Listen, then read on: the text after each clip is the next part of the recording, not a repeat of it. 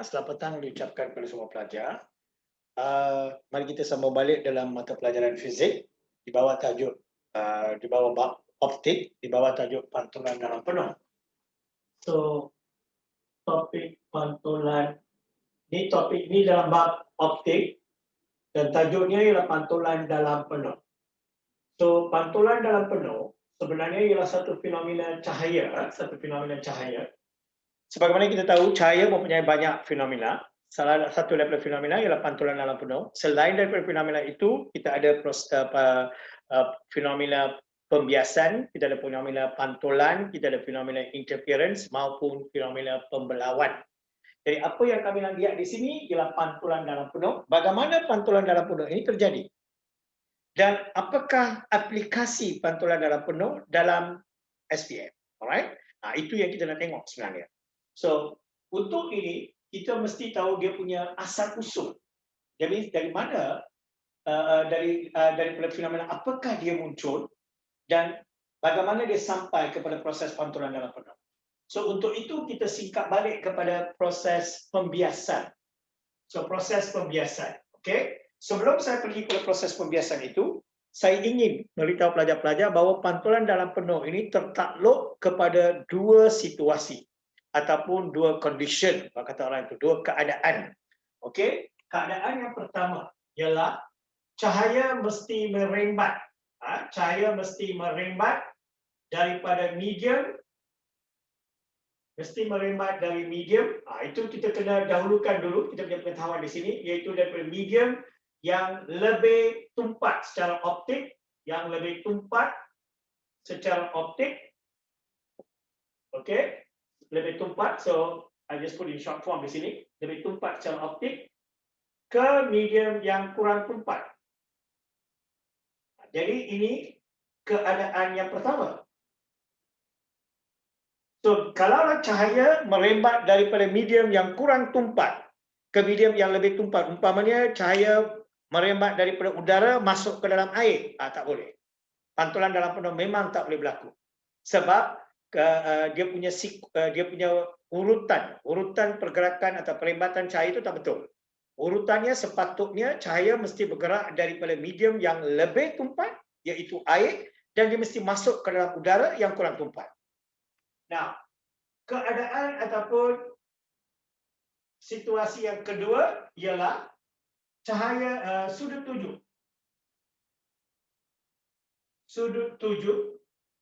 Okey, sudut tuju cahaya mesti lebih besar daripada sudut genting. Alright? Setiap medium yang lebih tumpat daripada udara mempunyai sudut genting masing-masing. Jadi medium yang pertama itu adalah medium yang lebih tumpat. So medium yang pertama ini mempunyai sudut genting dan sudut tuju cahaya apabila dia memasuki medium pertama itu, dia mesti mengatasi atau melebihi sudut genting. Ini dua keadaan yang perlu. Dengan mempunyai pengetahuan ini, kita cuba merujuk balik kepada proses pembiasan. So ini saya akan membawa pelajar-pelajar peringkat demi peringkat bermula daripada proses pembiasan satu persatu, dan setiap kali saya pergi daripada satu langkah pada langkah yang berikutnya, pelajar harus meneliti apakah perubahan yang berlaku sampailah akhirnya sampai kepada fenomena pantulan dalam penuh. Okey, ini medium pertama, iaitu udara. Untuk pantulan dalam penuh, kita boleh gunakan sebarang medium selain pada udara, tapi biasanya udara, jadi kita kekalkan pada udara. Dan medium kedua, kita ambil sebagai air. Okey, jadi adakah air lebih tumpat daripada udara? Memang yang lebih tumpat secara optik. Biasanya kita gunakan konsep lebih tumpat daripada optik. Tapi sebab ketumpatan ada banyak jenis sebenarnya. Ada ketumpatan arus, ada ketumpatan kata jisim. Yang kita biasa ketahui ialah ketumpatan jisim. Okey, iaitu jisim bahagi dengan isi padu. Itu ketumpatan jisim. Ini bukan ketumpatan jisim sebenarnya. Ini adalah ketumpatan optik. Tapi ketumpatan optik dengan ketumpatan jisim itu berhubung kait dengan begitu rapat. Jadi kalaulah katakan dia bertumpat secara jisim, dia juga biasanya bertumpat secara optik. Okay?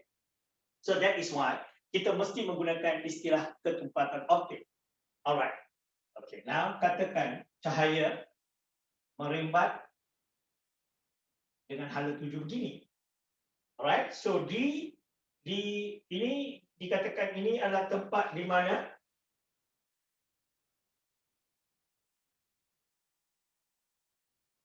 ini adalah sempadan pertemuan di antara medium udara dengan medium air.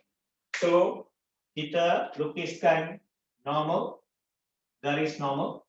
Garis normal ialah garis imaginary.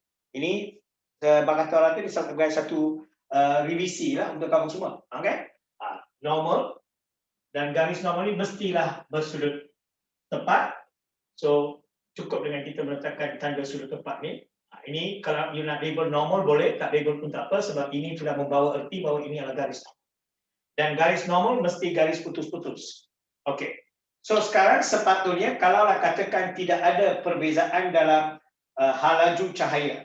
So apabila cahaya bergerak daripada medium yang berlainan ketumpatan, cahaya akan mengalami perubahan dalam halaju. Perubahan dalam kelajuan ataupun perubahan dalam halaju. So perubahan dalam kelajuan atau halaju ini yang mengakibatkan cahaya itu terbias sebenarnya. Maka itulah dia punya syarat sebenarnya. Okey? So katakan cahaya itu tidak mengalami pembiasan, cahaya akan bergerak secara lurus begini. Gunakan ini sebagai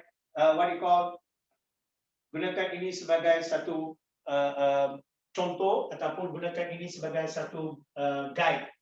Okey, satu panduan. Gunakan ini sebagai satu panduan untuk pelajar-pelajar mengetahui kalau katakan cahaya itu tidak merimbat ke dalam udara, dia akan tidak mengalami pembiasan, dia akan bergerak secara lurus.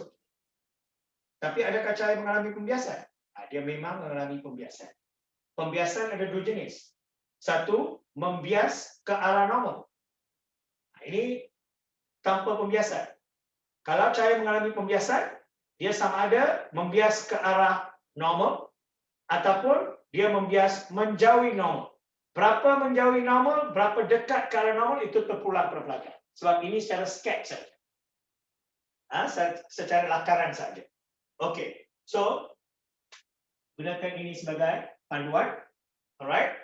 So apabila cahaya bergerak daripada medium yang lebih tumpat kepada medium yang kurang tumpat, cahaya akan membias menjauhi normal. Maka inilah laluan cahaya, lintasan cahaya.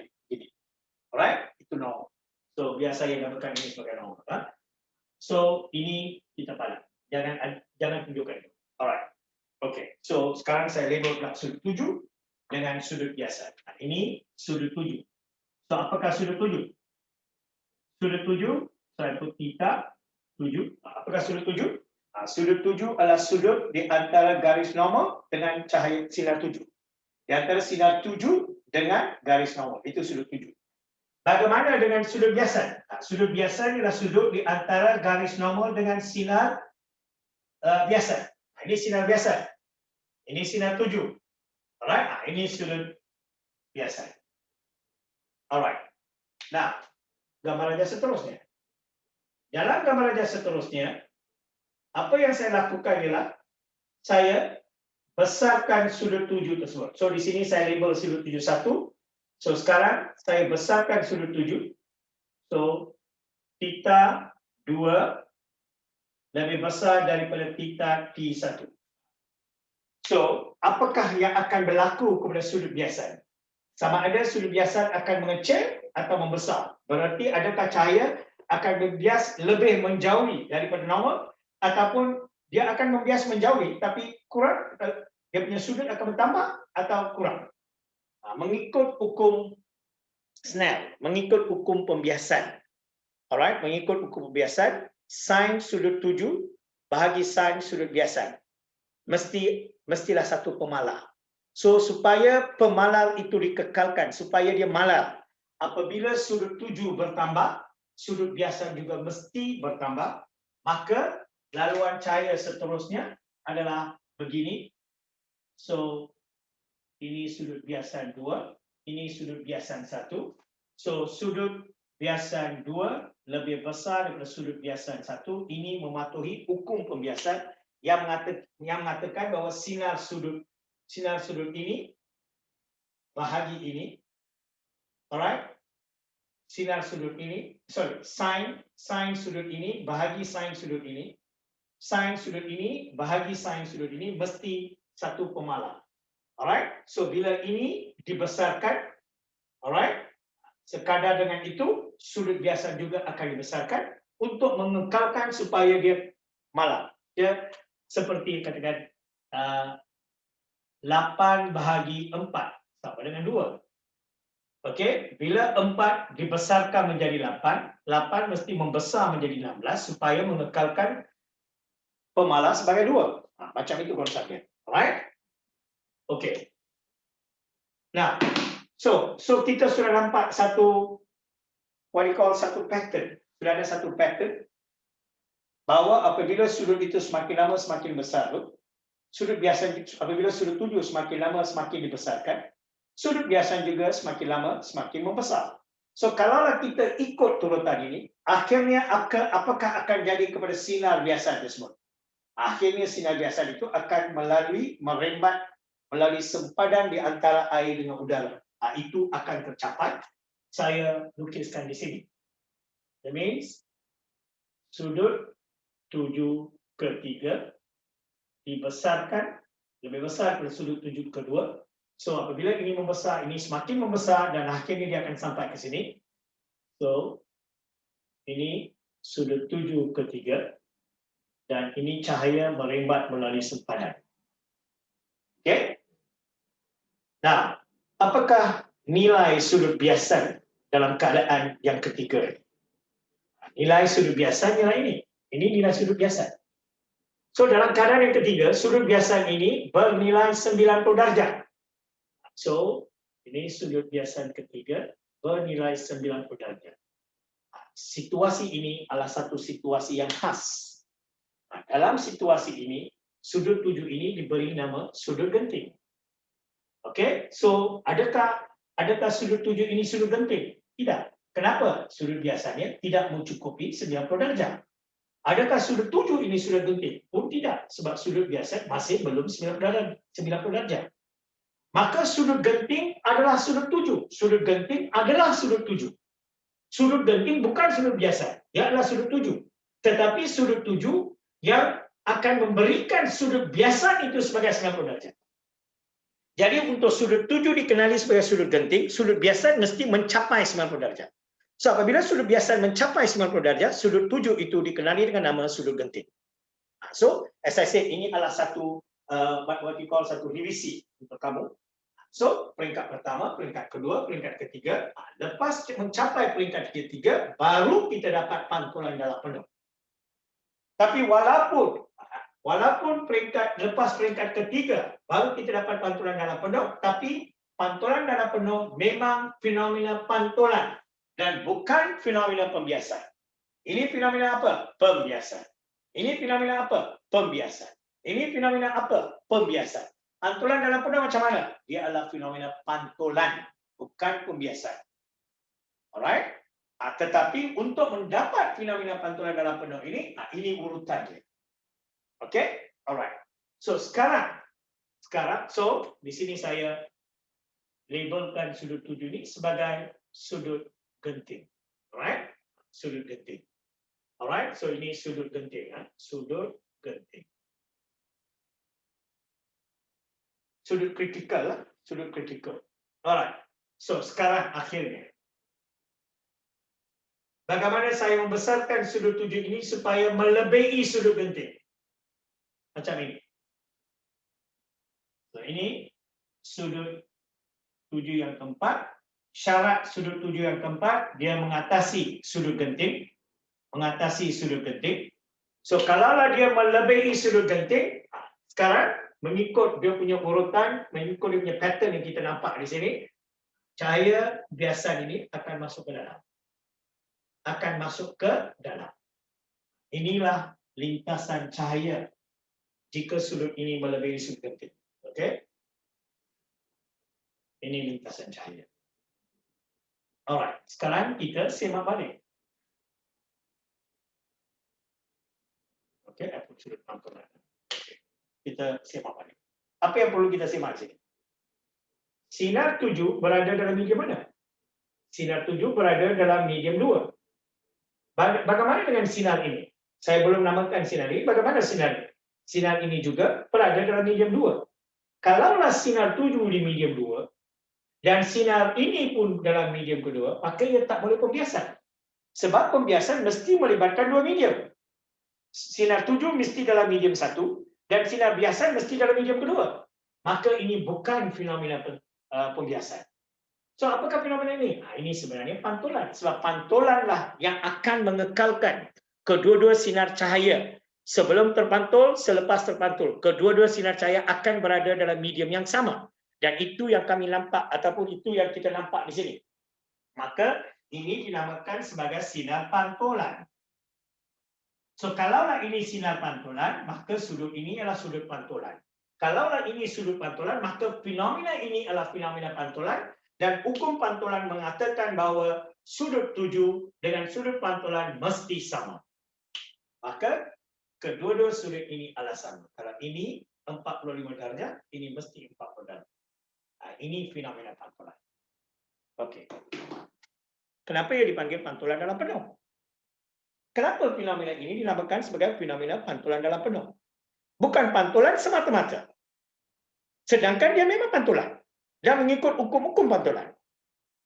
Sebab ketika dalam gambar rajah pertama, apabila fenomena pembiasan berlaku, ini memang fenomena pembiasan, sebahagian daripada cahaya mengalami pantulan. Tetapi tidak ditunjukkan. Di sini dia tidak signifikan, jadi saya tolak dia. Tapi memang berlaku. Begitu juga dengan keadaan di sini. Begitu juga dengan keadaan di sini. Tetapi di sini, apabila cahaya mengalami pantulan, tidak ada sebarang cahaya yang mengalami pembiasan. So, di sini pantulan adalah 100%. Disebabkan pantulan adalah 100% dan tidak ada sedikit pun yang mengalami pembiasan, maka ia dinamakan sebagai pantulan dalam penuh. Ini konsepnya. Alright? Jadi kita buat kesimpulan pula. Jadi apakah dalam keadaan atau situasi apakah akan berlakunya pantulan dalam penuh? Pantulan dalam penuh akan berlaku dalam dua situasi. Pantulan dalam penuh akan berlaku jika memenuhi dua syarat. Jika memenuhi dua syarat. Syarat pertama, cahaya mesti merembak dari medium yang lebih tumpat ke medium yang kurang tumpat. Kedua, sudut 7 mesti mengatasi sudut genting. Kalau kedua-dua syarat ini dipenuhi, pasti pantulan dalam penuh akan berlaku. Alright, saya harap pelajar-pelajar semua faham dengan jelas. Kalau ada sebarang pertanyaan, anda boleh mengemukakan persoalan anda. Tapi buat sementara waktu, anda boleh menyalin nota yang saya bagi di sini. So, saya bagi sedikit masa untuk respon. Kalau dia lihat satu aplikasi pantulan dalam penuh. Alright, satu aplikasi pantulan dalam penuh. So, katakan satu cahaya ataupun satu sinar ditujukan sedemikian rupa. Di mana sudut di sini adalah sudut tegak. Dalam prisma ini mempunyai diperbuat daripada bahan yang sudut gentingnya 38 darjah. Ini diberi kepada kita. Okay. Sudut ini sudut 7, maka sudut dua bucu ini masing-masing 45 darjah. Nah, ini daripada pengiraan kita dapati bahawa ini 45 darjah. Nah, anda perlu mengetahui bahawa cahaya merembat daripada udara dan memasuki prisma. Maka ini melibatkan dua medium yang berketumpatan optik dan berlainan. Maka apa yang perlu pelajar-pelajar harus memikirkan ialah fenomena pembiasan. Alright? Jadi anda mesti ingat fenomena pembiasan. Tapi pada masa yang sama, ada beberapa situasi pembiasan yang perlu diingati juga. Okey, so di sini, adakah pembiasan akan berlaku? Pembiasan memang akan berlaku. Kenapa pembiasan akan berlaku? Sebab apabila cahaya bergerak dari udara masuk ke dalam prisma, kelajuan cahaya ataupun halaju cahaya pasti akan berubah. Cahaya akan bergerak lebih perlahan dalam prisma berbanding dengan udara. maka perubahan cahaya itu menunjukkan bahawa pembiasan memang akan berlaku. Itu penjelasannya. Tetapi adakah cahaya ini akan membengkok ataupun akan terpesong daripada laluan sebenarnya? Ini tidak akan berlaku sebab ini ialah satu situasi luar biasa di mana sinar tuju itu dirembatkan sedemikian rupa di mana ia merembat secara normal. Secara normal dia memasuki ke dalam prisma. So itu adalah satu situasi luar biasa di mana sebarang cahaya apabila dia merembat secara normal, dia tidak akan mengalami pembesongan dan akan bergerak secara lurus masuk ke dalam prisma sampai mengenai sempadan yang ini.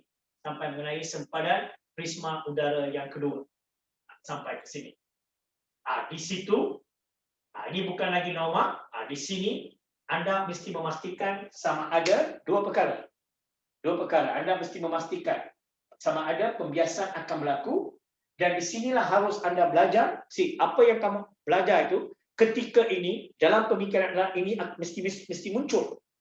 Kalau fenomena dalam pantulan dalam penuh tidak muncul dalam pemikiran kamu, pelajar tidak sedar akan wujudnya fenomena pantulan dalam penuh, maka pelajar tidak akan memikirkan tentang pantulan dalam penuh dan akan hanya memikirkan pasal pembiasan dan akan membuat kesilapan di situ.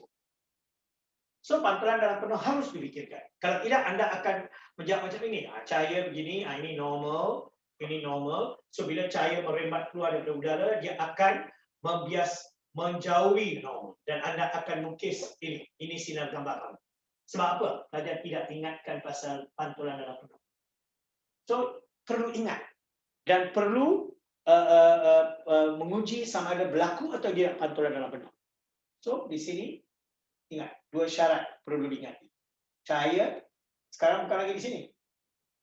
Peringkat cahaya di sini ada di sini. So, cahaya sedang bergerak daripada prisma memasuki udara. So, syarat pertama, bergerak daripada medium yang lebih tumpat, memasuki medium yang kurang tumpat, sudah dipenuhi. Sekarang, syarat kedua perlu dilihat, diteliti. Sama ada ia melepasi atau mengatasi sudut genting. Untuk itu, perlu dikira sudut ini. Ini adalah 90 darjah, maka ini 45. Adakah ini sudut 7? Bukan. Sudut 7 ialah di antara garis normal dengan sinar 7. Ini sudut 7. Jangan silap di situ. Ini sudut 7. Kebetulannya, sudut 7 ini pun 45 darjah. Kebetulannya. Tapi sebenarnya ini sudut 7, bukan ini. Sebab mesti mematuhi peraturan. Peraturan mengatakan bahawa sudut 7 adalah sudut di antara garis normal dengan sinar 7. So, ini 45 darjah. So, adakah sudut 7 mengatasi sudut genting? Dia memang mengatasi. Kalau dia memang mengatasi, maka pantulan dalam penuh pasti berlaku. Kalau pantulan dalam penuh berlaku, maka cahaya sinar 7 ini selepas mengalami pantulan akan bergerak dalam medium prisma tersebut dan dia akan mematuhi hukum pantulan, maka sudut 45 darjah, ini 45 darjah, so, sukat sudut 45 darjah, lebih kurang sini, dia akan gerak. Ini sudut 45. So, again, ini 45. Sekali lagi, ini pun 45. Sekali lagi, lukiskan garis normal. Sekali lagi, kita dapati bahawa ini sudut 7. Sekali lagi, sudut 7 ini mengatasi sudut genting. Dan pantulan dalam penuh akan berlaku bagi kali kedua, menyebabkan sinar merembat sampai ke sempadan ini. Di sini kebetulannya dia bergerak secara normal, macam keadaan di sini, dan akan terus keluar. Inilah lintasan cahaya menggunakan aplikasi pantulan dalam penuh. Ini keadaan prisma. Ini digunakan dalam binocular.